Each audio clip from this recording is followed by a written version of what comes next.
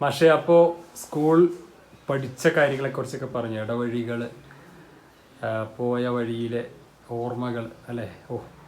ആ ഇടവഴിയിലൂടെ പോകാൻ ഇപ്പോൾ പോലും തോന്നുന്നു, അത്രയും നല്ല രസമുണ്ടാകും മാഷിൻ്റെ ആ വാക്കുകൾ കേട്ടപ്പോൾ. എന്തായാലും മാഷ് സ്കൂൾ ലൈഫൊക്കെ അങ്ങനെ കഴിഞ്ഞു, കോളേജ് ലൈഫൊക്കെ കഴിഞ്ഞു, അങ്ങനെ ഒരു അധ്യാപകനായി ജോയിൻ ചെയ്തു. അപ്പോൾ ആദ്യമായിട്ട് അധ്യാപകനായി ജോയിൻ ചെയ്ത സ്കൂളും പിന്നെ തുടർന്ന് അങ്ങോട്ടുള്ള യാത്രയും അതിനെക്കുറിച്ചൊന്ന് പറയാമോ? തിങ്കളും താരങ്ങളും തൂവള്ളി കതിർ ചിഹ്നം തുങ്കമാം വാനിൻ ചോട്ടിലാണെൻ്റെ വിദ്യാലയം. തിങ്കളും താരങ്ങളും തൂവള്ളി കതിർ ചിഹ്നം തുങ്കമാം വാനിൻ ചോട്ടിലാണെൻ്റെ വിദ്യാലയം. ഇന്നലെ കണ്ണീർ വാർത്തു കനിഞ്ഞീടിന വനം, ഇന്നതാ ചിരിക്കുന്നു പാലൊളി ചിതറുന്നു. 1975 ഫെബ്രുവരി മാസം 26-ാം തീയതി ഞാൻ തൊട്ടടുത്തുള്ള government welfare lower primary school Ezhakkad, അതിന് GWLPS എഴക്കാട് അഥവാ ലേബർ സ്കൂൾ, അവിടെയാണ് എൻ്റെ ആദ്യത്തെ നിയമനം. അവിടെ ഞാൻ ഇവിടെ നിന്ന് നടന്ന് ആ സ്കൂളിലെത്തുന്നു. എന്നെ സ്വീകരിക്കാനും എന്നോട് വളരെ സ്നേഹപൂർവ്വം പെരുമാറാനുമായി VVK വാര്യർ എന്ന കൃഷ്ണൻകുട്ടി വാര്യരാണ് അന്നത്തെ ഹെഡ് മാസ്റ്റർ. 4-ാം തരം വരെയുള്ള ആ വിദ്യാലയം പട്ടികജാതി വിദ്യാർത്ഥികൾക്കായി മാത്രം നിർമ്മിച്ചിട്ടും ഉള്ള ഒരു വിദ്യാലയമാണ്. 4-ാം തരം വരെയാണ്. അപ്പോൾ അവിടെ ഞാൻ അധ്യാപകനായി ചേരുന്നു. അവിടെ 4 അധ്യാപകരാണ് അന്നുണ്ടായിരുന്നത്. പ്രധാനമായി C Balakrishnan master, Radhamani teacher തുടങ്ങിയിട്ടുള്ള അധ്യാപികമാരെ ഞാൻ പ്രത്യേകം ഓർക്കുന്നു. സാറ ടീച്ചർ അവിടുത്തെ സീനിയറായിട്ടുള്ള അധ്യാപികയാണ്. അവരൊക്കെ വളരെ സ്നേഹപൂർവ്വം എന്നോട് പെരുമാറുകയും എന്നെ ആദ്യമായി എൻ്റെ ക്ലാസ് മുറി കാണിച്ചു തരാൻ അവരെന്നെ കൂട്ടിക്കൊണ്ടുപോയി 3-ാം തരം ക്ലാസ്സാണ് എനിക്ക് കാണിച്ചു തന്നത്. 3-ാം തരത്തിൽ കുട്ടികൾ വളരെ ചെറിയ കുട്ടികളും ഇവിടെ തൊട്ട് അയൽവക്കത്തുള്ള വിദ്യാർത്ഥികളും ആണ്. എനിക്ക് ഞാൻ പരിശീലനം കഴിയാത്ത ഒരു ടീച്ചറായിട്ട് കൂടി എനിക്ക് അവരോട് ഒരു അപരിചിതത്വവും തോന്നിയില്ല. വളരെ സ്നേഹമുള്ള കുട്ടികൾ, നന്നായി തന്നെ ആ കുട്ടികൾ എന്നെ സ്നേഹിക്കുകയും ഞാൻ അവരെ സ്നേഹിക്കുകയും ചെയ്തു. അങ്ങനെ അവിടെ ഒരു 2 വർഷം, അതായത് 76 വരെ ഞാൻ ആ വിദ്യാലയത്തിൽ തുടർന്നു. പിന്നീട് എനിക്ക് പൊറ്റശ്ശേരി ഹൈസ്കൂളിലേക്ക് റെഗുലറായിട്ടുള്ള അധ്യാപകനായിട്ട് എനിക്ക് നിയമനം ലഭിച്ച് ഞാൻ പൊറ്റശ്ശേരി ഹൈസ്കൂളിലേക്ക് പോയി. പൊറ്റശ്ശേരി ഹൈസ്കൂളിലേക്ക് പോവുക എന്ന് പറഞ്ഞാൽ ഇവിടെ നിന്ന് 2-3 കിലോമീറ്റർ ആദ്യമായിട്ട് നടന്ന് മണ്ണാർക്കാട് റോട്ടിലുള്ള സത്രങ്കാവ് ജംഗ്ഷനിൽ നിന്നാണ് എനിക്ക് ബസ് കിട്ടേണ്ടത്. കാഞ്ഞിരപ്പുഴയ്ക്ക് അടുത്തുള്ള ഒരു വിദ്യാലയമാണ് പൊറ്റശ്ശേരി ഹൈസ്കൂൾ.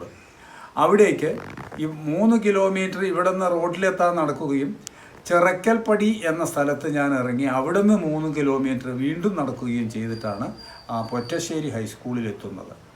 അങ്ങനെ അവിടെ 2 വർഷം ഞാൻ അധ്യാപകനായി ജോലി ചെയ്തു. തുടർന്ന് ഞാൻ അവിടുന്ന് മാറ്റം വാങ്ങി കോങ്ങാട് ഗവൺമെൻറ് UP സ്കൂളിലെത്തി. പ്രൈമറി അധ്യാപകനായി തന്നെയാണ് എനിക്ക് നിയമനം കിട്ടിയിട്ടുള്ളത്. കോങ്ങാട് ഗവൺമെൻറ് UP സ്കൂളിൽ ഞാൻ 11 വർഷം ജോലി ചെയ്തു.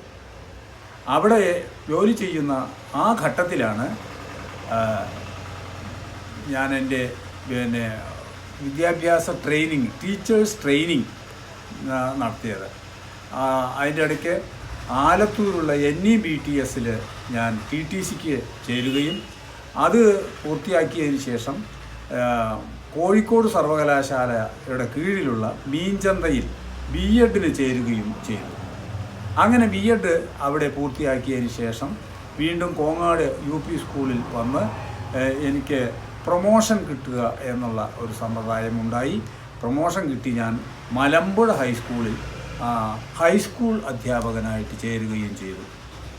ഹൈസ്കൂൾ അധ്യാപകനായി മലമ്പുഴയിൽ ചേർന്ന് മലമ്പുഴയുടെ സൗന്ദര്യം മുഴുവൻ ആസ്വദിച്ച് അവിടുത്തെ കുട്ടികളെ എനിക്ക് വളരെ ഇഷ്ടപ്പെട്ടു. ഹൈസ്കൂളിലേക്ക് കടന്നത് എനിക്ക് ജീവിതത്തിൽ വലിയൊരു മാറ്റം സംഭവിച്ച പോലെ എൻ്റെ അറിവ് കൂടുതൽ വർദ്ധിക്കേണ്ടതിൻ്റെ ആവശ്യം പരിഗണിച്ച് എനിക്ക് കൂടുതൽ വായനയിലേക്ക് കടക്കേണ്ടതായിട്ടും വന്നിട്ടുണ്ട്. വായനയിൽ എന്നെ സഹായിച്ചത് എൻ്റെ വായനശാലയാണ്, ശാന്തിസേന വായനശാല. അവിടെ ആവശ്യമായ ചരിത്ര പുസ്തകങ്ങളും ഭാഷാ പുസ്തകങ്ങളും എനിക്ക് സുലഭമായി ലഭിച്ചിരുന്നു. അത് ഞാൻ രാത്രികാലങ്ങളിൽ ഇരുന്ന് വായിച്ച് കുട്ടികൾക്ക് കാര്യങ്ങൾ പറഞ്ഞു കൊടുക്കാനുള്ള അറിവ് കൂടുതൽ ആർജിക്കുകയും ചെയ്തിട്ടുണ്ട്. വിദ്യാലയത്തിൽ ആദ്യമായി കടന്നു ചെന്ന എനിക്ക് എങ്ങനെയാണ് ക്ലാസ്സിൽ ഓരോ കാര്യങ്ങൾ രേഖപ്പെടുത്തേണ്ടത്, അതുപോലെ തന്നെ പഠിപ്പിക്കേണ്ടത് എന്നിങ്ങനെയുള്ളത് പരിചയമുള്ള അധ്യാപകർ എനിക്ക് വേണ്ടത്ര മാർഗനിർദ്ദേശം തരികയുണ്ടായിട്ടുണ്ട്. അതിലേറ്റവും പ്രധാന പങ്ക് വഹിച്ചത്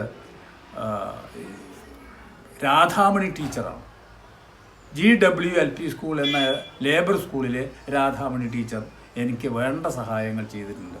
അപ്പോൾ കുട്ടികളുടെ അറ്റൻഡൻസ് മാർക്ക് ചെയ്യുന്നത്, ടീച്ചിങ് നോട്ട് എഴുതേണ്ട വിധം, ഇതൊക്കെ വളരെ നന്നായിട്ട് തന്നെ ക്ലാസ്സിൽ എങ്ങനെയാണ് വിഷയങ്ങൾ കൈകാര്യം ചെയ്യേണ്ടത് എന്നുള്ളതൊക്കെ വളരെ വ്യക്തമായി എന്നെ ഉപദേശിച്ചിട്ടുണ്ടായിരുന്നു എന്നുള്ളത് വളരെ പ്രധാനപ്പെട്ട ഓർമ്മയായിട്ട് എനിക്ക് നിൽക്കുന്നു. അതുപോലെ തന്നെ ഒരു പീരീഡുകൾ മാറുമ്പോൾ വ്യത്യസ്ത ക്ലാസ്സിലാണ് ഞാൻ പോകേണ്ടത്. അതിനുള്ള ടൈം ടേബിള് സ്കൂൾ അധികൃതർ നേരത്തെ തന്നെ തയ്യാറാക്കിയിട്ടുണ്ടായിരുന്നു. അതിനനുസരിച്ചിട്ടാണ് ഞാൻ പോയിരുന്നത്. അപ്പോൾ 4 മണി വരെ ആ വിദ്യാലയത്തിൽ നിമിഷങ്ങൾ കടന്നു പോകുന്നത് നമ്മൾ അറിയാതെ തന്നെ വളരെ ആവേശത്തോടു കൂടിയിട്ടാണ് കടന്നു പോയിക്കൊണ്ടിരുന്നത്. അത് തീർച്ചയായിട്ടും ഓർമ്മിക്കത്തക്ക അനുഭവങ്ങളാണ്. കുട്ടികളുടെ കായിക മത്സരങ്ങൾ, കലാമത്സരങ്ങൾ, ഇതൊക്കെ തന്നെ അതാത് കാലങ്ങളിൽ നടക്കുമായിരുന്നു, കലോത്സവങ്ങൾ. അപ്പോൾ അതിനുള്ള കുട്ടികളെ തയ്യാറാക്കുന്നതിലും എനിക്ക് പങ്കെടുക്കാൻ കഴിഞ്ഞിട്ടുണ്ട്. അങ്ങനെ കുട്ടികളുടെ എല്ലാ വിധത്തിലുള്ള ശേഷികളും പുറത്തെടുക്കുന്നതിന് എനിക്ക് കഴിഞ്ഞു. ഞാൻ പഠിച്ചിരുന്ന സമയത്ത് ഓർത്തിരുന്ന ഒരു കാര്യം, education is the drawing out of the best already in man, body, mind and spirit എന്ന വാക്ക് എനിക്ക് വളരെയധികം പ്രചോദനം നൽകിയിട്ടുള്ളതാണ്.